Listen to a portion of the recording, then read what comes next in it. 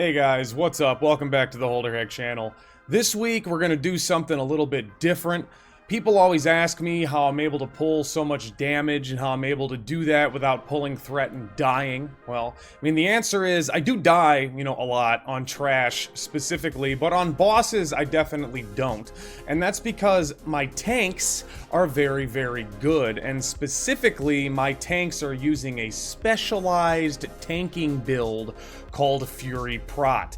Now, if your tanks don't utilize Fury Prot and they just go the traditional maximum mitigation, take as little damage as possible, sheep that, shackle that, everything must be very slow, wait for 5 sunders, like vanilla way of tanking, all your DPS, even the warriors, even the rogues, even people who have an ability to lower their threat, they're going to be doing far less DPS. So I guess, most meta way to do this, and the one meta I really agree with in Classic WoW, is the Fury Prot tank. So what I'm gonna try to do, and I am by no means a super expert on this, but my main tank for my raid, Broon, he's a Tauren, so he's not even like the BIS race for tanks, but he still holds massive threat, and he does it very, very well utilizing this Fury Prot build that he made a little spreadsheet for me, and we're gonna go over that spreadsheet. So I assume I'm gonna get a lot of incoming warrior hate telling me not to talk about warriors, but deal with it. Here we go. So this right here is going to be the talent spec your tank is looking at to do as much threat per second as possible while still being able to main tank or perhaps off tank your raid. The way my raid works, I'm pretty sure, again, I'm not like a super expert, but I'm pretty sure that we have 2 tanks that are spec'd like this, and then we have 1 mitigation tank, and the mitigation tank is your traditional, full prot tank if we ever need that in a specific situation where just a boss just hits way too hard. So we have 2 Fury Prots and 1 full protection, 1 main tank, 2 off tanks, and that's kind of the way we run in a raid. We also have a I wanted to say furry tank, but we have a feral tank too as well that backs up in a lot of situations. Anyway, all that being said, we're gonna go over the talent tree here. I'm gonna go over his talking points, and then I'm gonna be able to help your tanks hold more threat. The first thing he mentions is that Defiance, Flurry, and Enrage are the most important talents of this build. You can see Defiance over here, generating additional threat and defensive stance, obviously.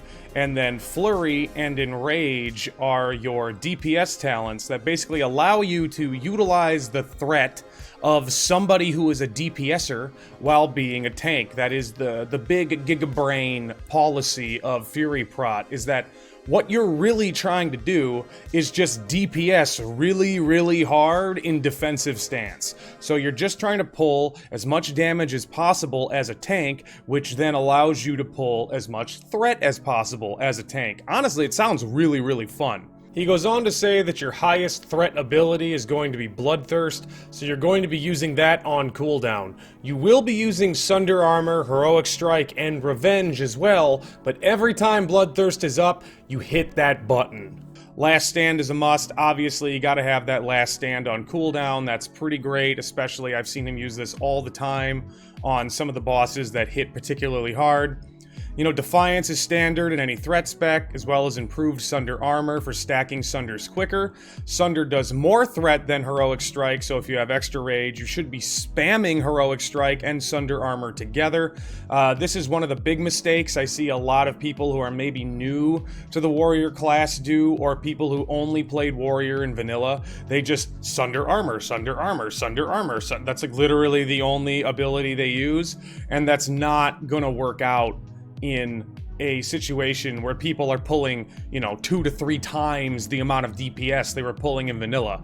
In Vanilla, like I said before, we would sit there, we'd wait for Sunders, we'd DPS slowly, because that's what you had to do, but that's not the way the game is played now, and it's honestly better now. One of the last things he touches on here in talents is about using Death Wish. I've seen him use Death Wish on pull quite a few times.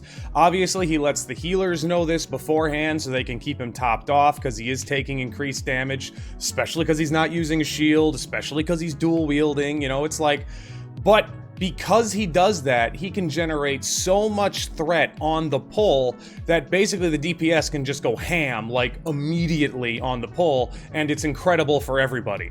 And like he says, you have to let your healers know, you have to let them know that that's about to happen, but when it does happen, just, like, feel free to triple crit Wind Fury. It's fine. Like, it's totally fine. You're not gonna pull off of him. It's great.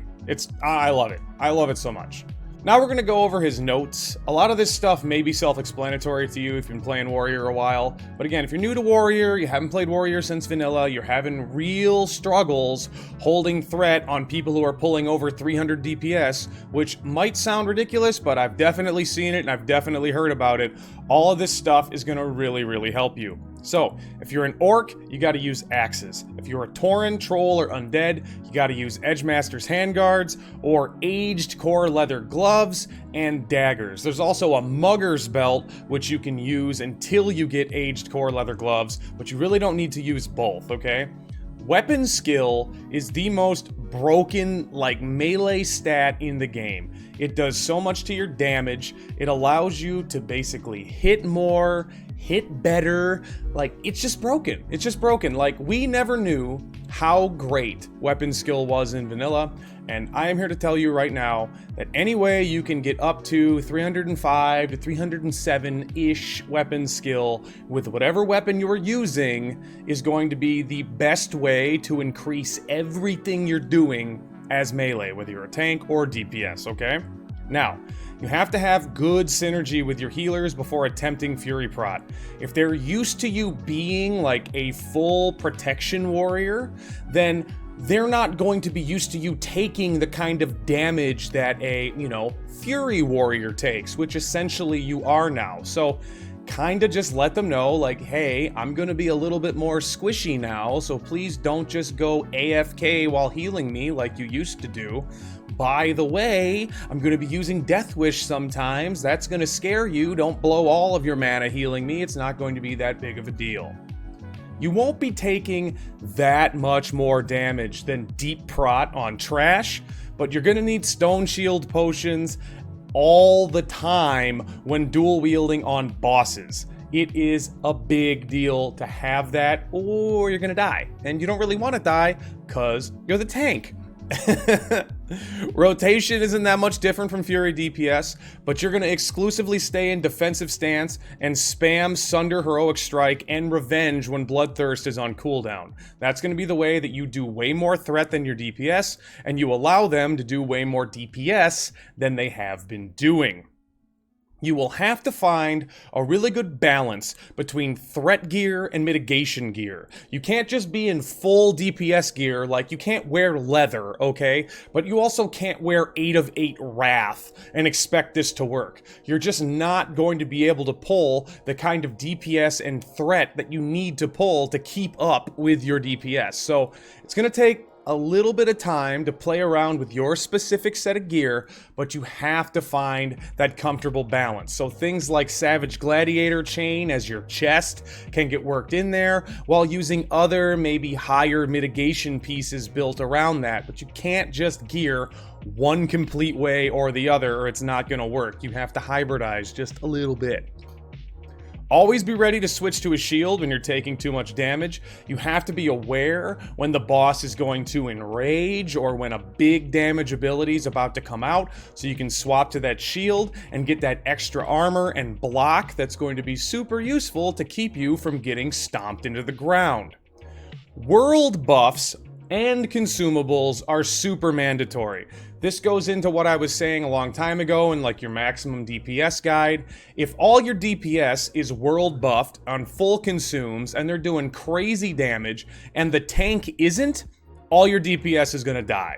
They're always going to pull off of you, and they're always going to die. So for every world buff your DPS has, your tank also has to have that same buff, as well as potentially having better buffs, like putting the enhancement shaman in the tank group to give him better wind fury and things like that. Like, the tank has to edge out the DPS in threat. So you can even put a feral druid in the tank group to give him that extra crit. That stuff helps a lot, and it adds up over time. You also want to make sure you have at least 30% crit so you can keep up flurry all the time. That's why world buffs are very important, especially when you're just starting out with the spec and you don't really know what gear to pick here and there. And that is going to be my first foray into talking about a class that isn't shaman. I wanted to go with the most, I guess, hot button class I could go with. So the one that's probably going to come at me with a bunch of nonsense about how I'm wrong, but I don't really care because I trust my main tank, and my main tank holds aggro against a shaman with like 1,000 unbuffed attack power and triple crit wind furies for 5k. So if he's holding threat on that, I can only assume that he's going to be able to hold threat for everybody else, and everything he says is gospel. So I just want to do a quick thank you to Broon. Also want to thank my other off tanks, All You See, Zek, and Sublime. Sublime's my furry tank. They all do a fantastic job in the East Raid of Get a Fenris. Thank you guys so much for not allowing me to die most of the time. If you got any questions about the build that I've listed here, and if you want to, leave some comments, feel free to do that below. That's fantastic. I await them. I really do. Check me out on Twitch. We got to do some self-promotion. Check me out on Twitch. I just, crested over the 50 continual subscriber benchmark, I guess, a couple nights ago. I did a Steam key giveaway. It was super fun. I'll be doing that again once I get, I don't know, maybe 100 or 150, I'm not essentially made out of neat bucks just yet, so every little bit of money that goes into those Twitch subscriptions and donations, I try to put right back into the channel and give it back to you guys. So we'll be doing another Steam key giveaway at some point here in the future. We're almost at 1,000 subs. Not subs, I'm sorry. Ooh, that'd be nice. We're almost at 1,000 follows on Twitch too, so when we get 1,000 follows, maybe I'll do another little mini giveaway then too. That'll be super fun. So check me out, Twitch, the Holderhek. If you like these YouTube videos and you like seeing me make these videos, please give me that subscribe here, as well as you ring the bell, because if you don't hit that little bell symbol, basically I'll release a video and then YouTube will decide whether or not it wants to actually tell you that I've released a video, and, well, if you want to see my videos, you should hit the bell. That's it, guys. I hope you have a fantastical day, week, month, year. Check me out next week for another video. I'll be popping out another video about how to do maximum DPS in Blackwing Lair very soon. So await that with bated breath. Until then, I will talk to you later. Bye-bye.